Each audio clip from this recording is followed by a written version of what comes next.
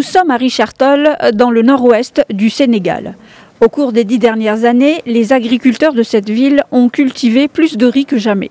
Des résultats dus à un plan gouvernemental ambitieux visant à promouvoir l'agriculture et l'autonomie dans la production alimentaire. Le Sénégal veut devenir autosuffisant en riz d'ici 2020.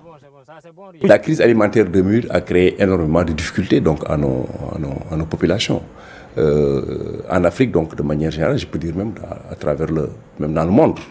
Et c'est ça qui avait amené, je pense, la première idée donc du programme national de subsistance en riz. En son temps, on avait parlé même de la grande offensive de l'agriculture. La production de riz a augmenté de manière significative. Elle est ainsi passée d'un peu moins de 400 000 tonnes en 2008 à près d'1 million de tonnes en 2017.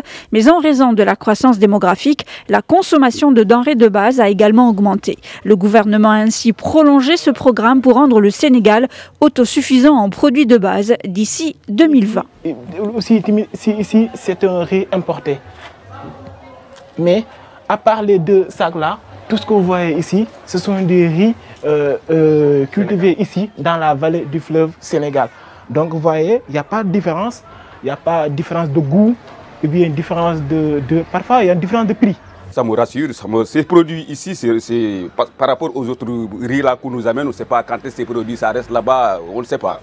Avec au moins 60% de la population qui travaille déjà dans le secteur de l'agriculture et avec une utilisation plus efficace des terres arables, le Sénégal peut atteindre son objectif d'autosuffisance alimentaire et de croissance. L'agriculture sénégalaise est toutefois directement impactée par les bouleversements climatiques et reste donc fragile.